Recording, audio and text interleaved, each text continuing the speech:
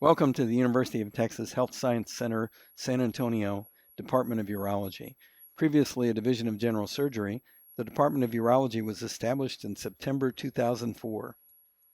This short presentation will give you some basic information about our program so that you can formulate questions and use your time efficiently while visiting San Antonio.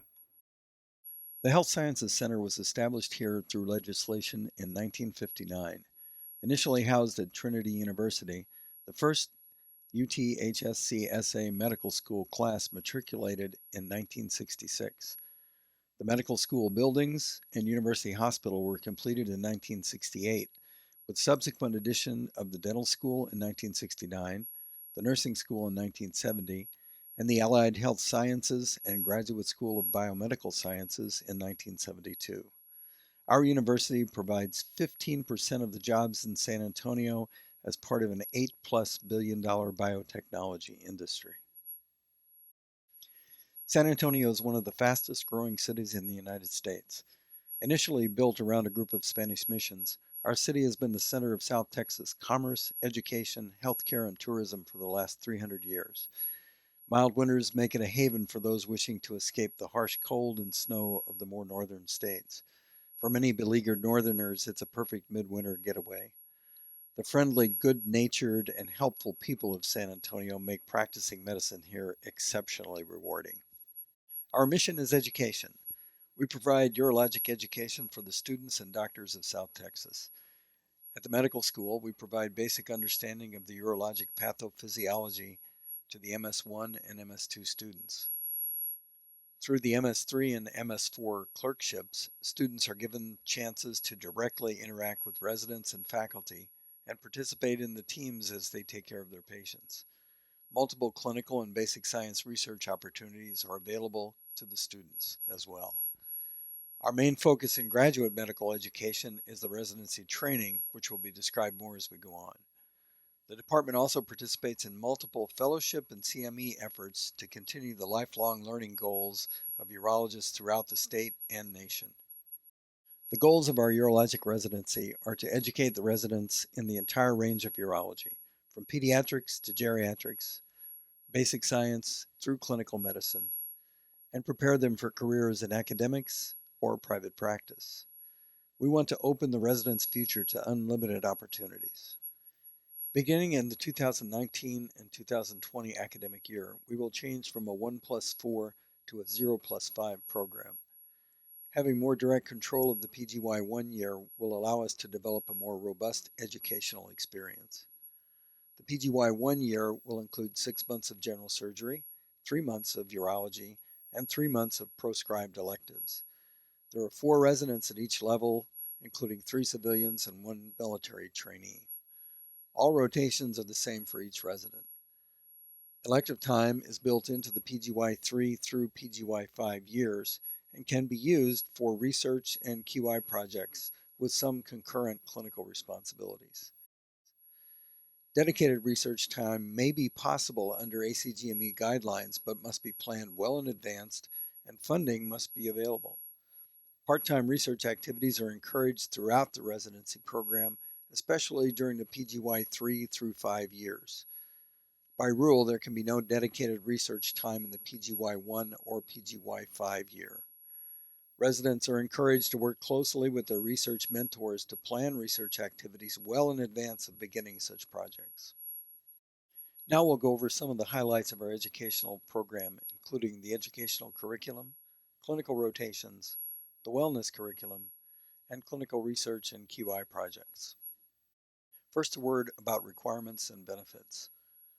The requirements for graduation include that the resident finish the curriculum, that they successfully complete all clinical rotations, that they complete at least 1 research project, either alone or as a collaborative effort, that they finish at least 1 QI project, either alone or as a collaborative effort, and that they participate in at least 1 publication of their research activities. And now for the benefits. The program provides some educational expenses for the residents depending upon their year in training. This can vary between $1,200 and $2,000 per resident per year. The money is provided during the PGY 2 through PGY 5 years, and it can be used for educational travel, meetings, books, and other expenses. However, state regulations do apply. We try to provide money to purchase loops and subscriptions early in the residency so that the residents may participate in conferences and journal club. Please see the handbook for further descriptions. We also provide memberships in the American Urologic Association and the Texas Urologic Society. Now I'd like to provide some basic information about our urology program, including some aspects of the faculty, curriculum, conference schedules, facilities, rotations, on-call schedules, research and quality improvement projects, and the interview process. The clinical faculty has grown to 14, with 8 full-time researchers and 6 mid-level providers. Dr. Ron Rodriguez is our chairman. He received his BS in Life Sciences from Massachusetts Institute of Technology in 1984, a PhD in cell biology from Baylor College of Medicine in 1990, and his MD degree from Baylor College of Medicine in 1992. He subsequently went to Johns Hopkins University for his residency and fellowship and stayed on as faculty through 2012.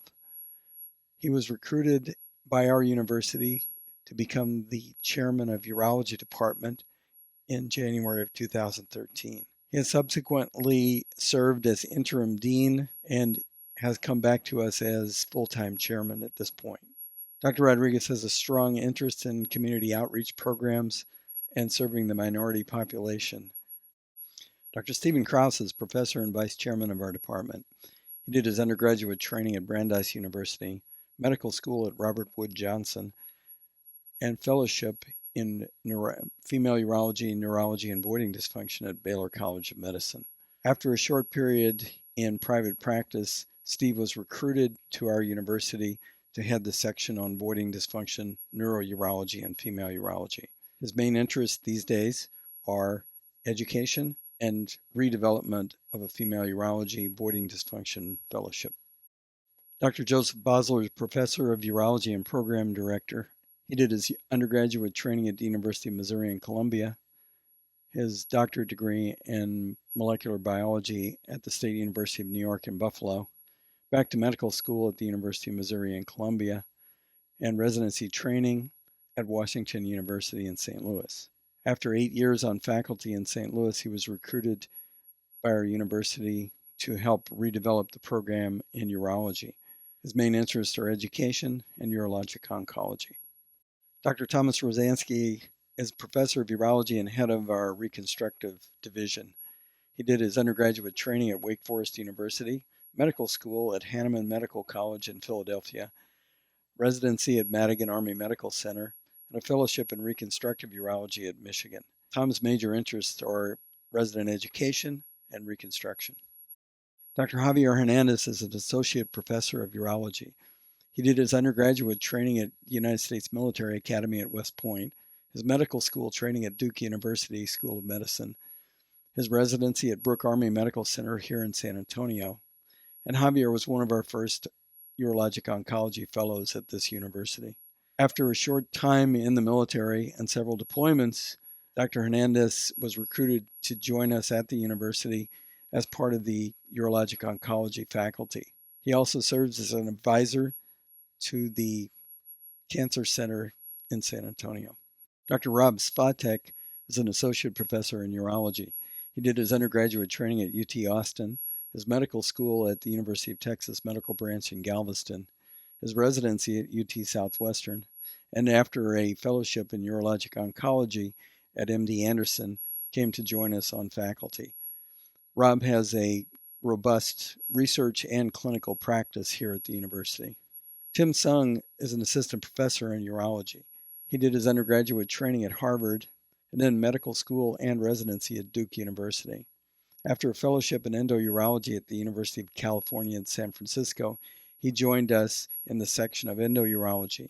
He is largely responsible for training the U1 residents in the endourology techniques and the management of stone disease.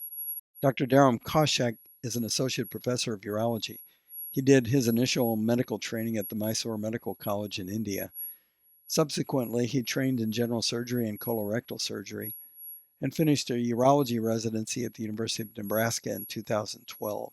He completed a fellowship in urologic oncology in 2014 at the Mayo Clinic and was recruited to our institution as part of the urologic oncology faculty. Dr. Michael Liss is an associate professor of urology. He did his undergraduate training at Benedictine University and the Medical College of Wisconsin. Subsequently, he did a residency at the University of California at Irvine and fellowship at the University of California at San Diego. Mike was recruited here for his research expertise and his abilities in laparoscopic and robotic surgery. Dr. Ahmed Mansour is an assistant professor of urology. He was trained at Mansoura University in Egypt and subsequently did urology residency at the Urology and Nephrology Center in Mansoura.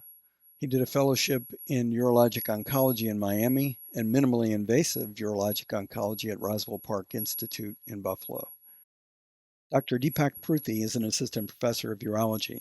He did his undergraduate training at the University of Winnipeg in Canada and medical school at the University of Manitoba in Canada. He did a fellowship in urologic oncology with us at the university and stayed on faculty beginning this year. Dr. Ashley Hadaway is an assistant professor of urology. She did her undergraduate training at St. Mary's University and her medical school and residency with us here at the university. Her practice is general urology, and she has an interest in urologic education, especially in our wellness curriculum. Dr. Jessica Getz is an assistant professor of urology, specializing in pediatric urology. She did her undergraduate training at UT Austin, her medical school training at the University of North Texas Health Science Center, residency here with us at the university, and a fellowship in pediatric urology at the Medical College of Wisconsin. Dr. Getz is building the pediatric urology section at University Hospital. Dr. Timothy Baumgartner is a pediatric urologist who trained in the military. Dr. Baumgartner did his undergraduate training at the U.S. Air Force Academy and attended medical school at Loyola in Chicago. After an internship in Eastern Virginia, he came to San Antonio to complete his urology residency at the San Antonio Uniformed Services Health Education Consortium, or SAWSHEC. He trained in pediatric urology at Johns Hopkins and returned to San Antonio to serve on the teaching faculty at SAWSHEC. Tim has joined the university team to build a pediatric urology service at University Hospital, along with Dr. Jessica Getz. Dr. Sylvia Boutros-Bray is an assistant professor of urology and graduate medical education. She did her undergraduate training at the University of Dallas and her doctoral training at the University of Texas Health Science Center in Houston. After a residency at the Health Science Center in Houston in OBGYN, she pursued a fellowship in female pelvic medicine and reconstructive surgery at Northwestern University. She was subsequently recruited to our university to be part-time in urology as well as part-time in graduate medical education office. Dr. Karen Wheeler is our current fellow in urologic oncology. She's currently in the lab, but will be doing her clinical rotations starting in July of next year. The addition of our mid-level providers has been extremely helpful to the resident staff by taking some of the load off of the hospital duties and clinic coverage. Residents still participate in these, but in a less stressful environment. The residents continue to participate with the private practice urology group in their offices, the Methodist Children's Hospital, and Children's Hospital of San Antonio. At the VA hospital, the full-time VA staff participate in the training program. They are especially valuable in teaching minor procedures that can be done in an office setting. There are many other faculty who participate in the training program through their private practice affiliation. These include Bill Harmon, who is largely responsible for education in minimally invasive surgery, Kenny Stallman, a graduate of our program, who also teaches minimally invasive surgery, Roy Jones, who specializes in men's health, John Case, who specializes in infertility and impotence, Parvis Kambusi, who specializes in infertility and comes from Austin to give lectures periodically, and Jaime Furman, a urologic pathologist who participates in our conferences. Now I'll go over some of the highlights of our curriculum. Our educational curriculum is based upon the AUA curriculum, the Urology Review Committee guidelines, and the American Board of Urology requirements. These are all reflected in the conference and rotation schedules. We endeavor to cover the entire breadth of urologic education over a 24-month cycle. All major areas are covered, and we have a team approach to the conferences. Each team is responsible for one of the conferences. This includes a faculty member in the area of specialty, senior resident, and a junior resident. These three people decide on the format and content of each of the conferences within the general topic. We also have visiting professors at least annually to bolster the knowledge base of our resident staff. Conferences are an integral part of our educational program. Conferences occur on Monday, Wednesday, and Friday of every week. The main curriculum conferences occur on Monday at 7 a.m. and last for 1.5 hours. This is protected time for the residents. The first Monday is usually a curriculum topic. The second Monday, another curriculum topic. The third Monday is M&M and Complications Conference. The fourth Monday is Pediatrics Conference. And the fifth Monday will be Research Conference. On Wednesdays, the first and third Wednesday are Pre-Op Conference. The second Wednesday is a Case Conference format. The fourth Wednesday is Journal Club. And the fifth Wednesday is Wellness Conference. In the afternoon, on the first and third Wednesdays, the University of Texas Tumor Board meets at 5 p.m. On the second Wednesday afternoon at 4 p.m., the VA Tumor Board meets. On Fridays, the first and third Fridays are always Oncology Conference from 6:45 to 8 a.m., and the second and fourth Fridays are Neurourology Conference from 6:45 to 8. A Quality Improvement Conference occurs on the fifth Friday throughout the year. Our hospitals and clinic facilities are equipped with state-of-the-art equipment and staffing. University Hospital is ranked among the top 50 hospitals in the nation for urologic care by U.S. News and World Report. We rank number 42. University Health System is Bexar County and South Texas' first healthcare system to earn magnet status. Only about 6% of U.S. hospitals have earned this prestigious designation. The nearly $900 million UHS Sky Tower project, completed in 2015, resulted in the most up-to-date healthcare facility in San Antonio. There are adult and children's emergency departments, 716 inpatient beds, and 35 surgical suites on 2 floors. UHS expansion will continue soon with the $390 million 6th-floor, 250-bed Women and Children's Tower. Right next door to University Hospital is the center of the South Texas healthcare system. The Audie L. Murphy VA Hospital has integrated inpatient and outpatient care facilities, a polytrauma rehabilitation center, and a 30-bed spinal cord injury center. Just a few blocks away is the Santa Rosa Medical Center Hospital.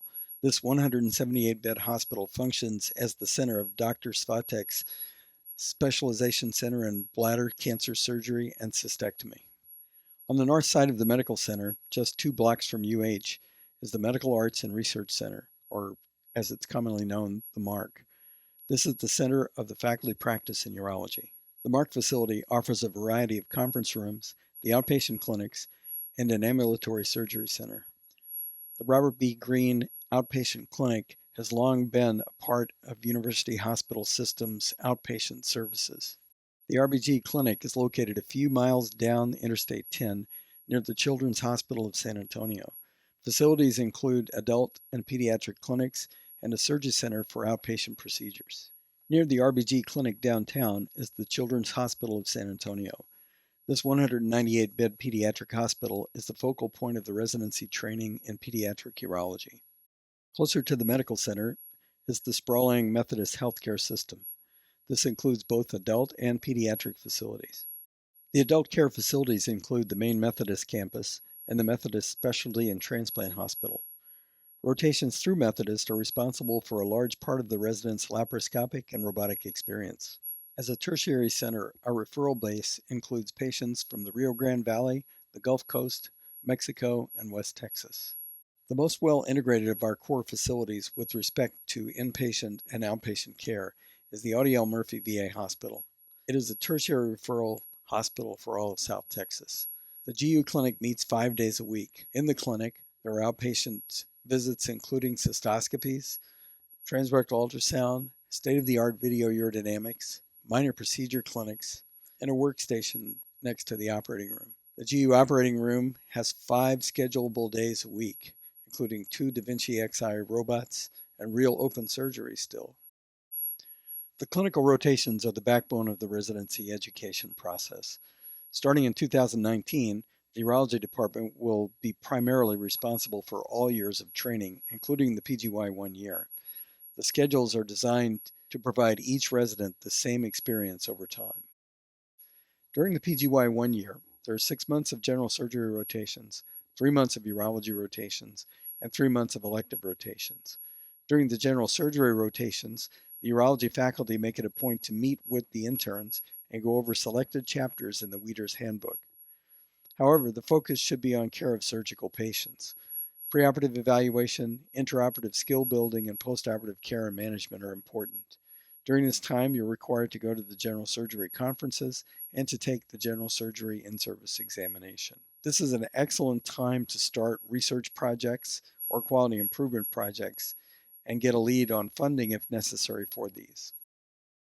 During the PGY 2 year, there are 3 months of pediatric urology, 3 months of VA minor procedure clinic, 3 months of endourology, mentored by Dr. Tsung, 3 months of neurourology, mentored by Dr. Kraus. During this time, it's also important to continue to develop research and QI projects, and it's a great time to write up case report and clinical studies.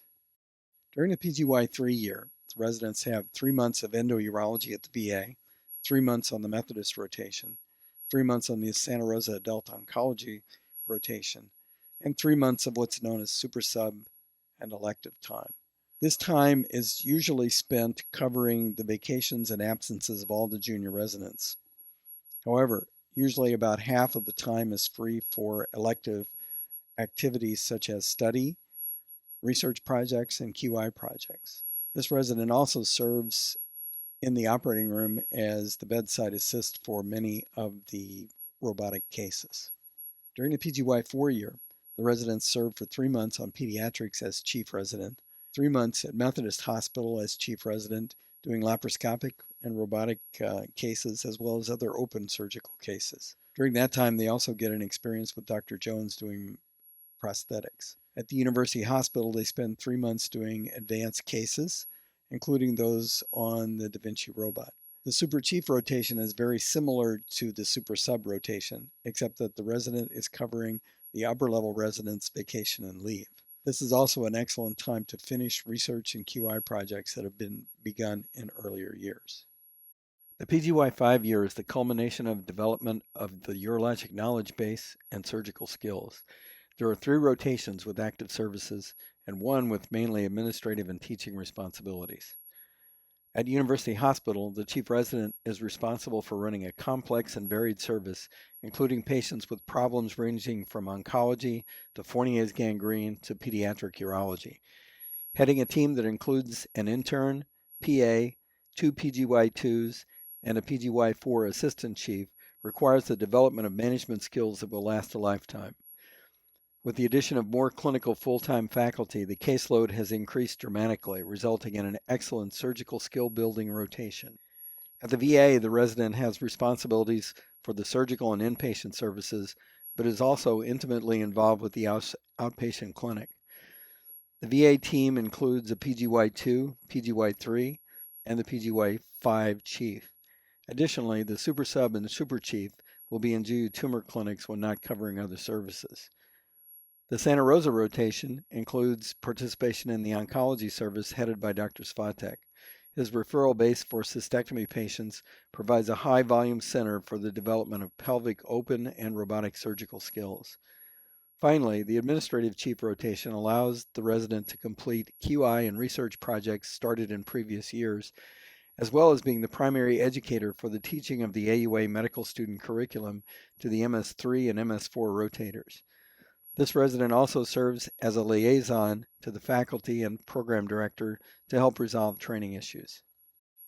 Since the call responsibilities represent a significant part of the overall clinical experience, a few words are in order. Duty hours and handoff procedures are monitored closely to assure resident wellness and patient safety is maintained. First, all call for urology residents is home call. When the residents finish their assigned duties, they are encouraged to head home, exercise, eat well, and relax. Experience. A few words are in order. Duty hours and handoff procedures are monitored closely to assure resident wellness and patient safety is maintained. The university makes special efforts to mitigate fatigue, including cab fare back home if the resident feels too tired to drive. The call averages 1 in 3, with the super sub and super chief taking up the slack when residents are away on leave. Call is shared at UH and the VA. The Pediatrics and Santa Rosa Medical Center also share call teams. Each call team includes a junior and senior resident along with a faculty consultant. Some details about leave. The university provides 15 working days of leave annually per resident. However, no vacation can be taken during June or July to aid in transitions from one year to the next, and sick leave may accrue up to 10 working days annually. Keep in mind that FMLA rules apply for medical leave, pregnancy, paternity, etc. Research is an important part of any residency program. We have numerous clinical and basic science research projects underway in the Department of Urology. QI and patient safety projects are required of all residents. Large or extensive projects should be developed with multiple residents at several levels of training to ensure that they are continued over the years.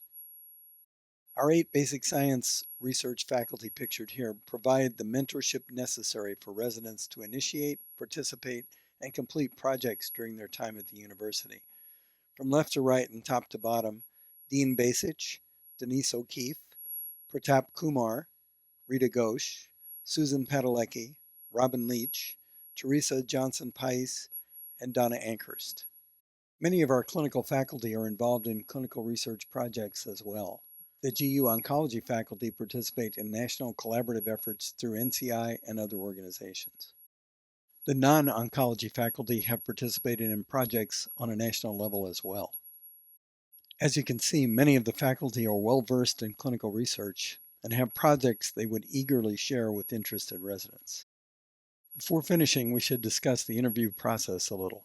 You've all been given the itinerary and details about the pre-interview dinners, hotels, and transportation in the letters from Ms. Monroe. Each of you will also be assigned to a resident concierge who will be helping you with questions, tours, and anything else you want to do on the interview day.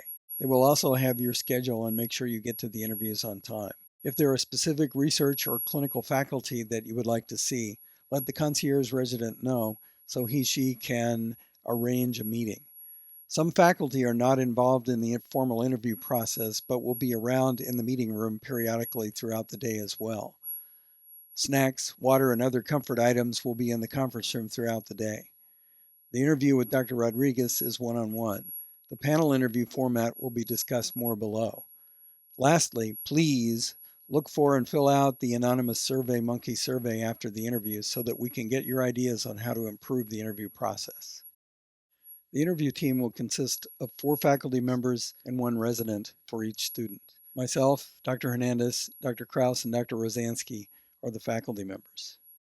One of these 4 residents will be in your interview team as well. Dr. Jesus Herrera Murillo, Dr. Robert Cooper, Dr. Marshall Olson, or Dr. Lynette Rickborn. Our current residents represent a diverse group who work well together. Please take the time to meet them during the pre-interview dinner. They will also be around throughout the day for questions. A picture page with names will be included in your interview packet. These people are dangerous. Be careful if you see them. I hope this summary has been helpful and that your visit to San Antonio is productive and enjoyable. Unfortunately, we can only match 3 of this group of exceptional candidates. We look forward to all the new ideas and perspectives you can bring to the department.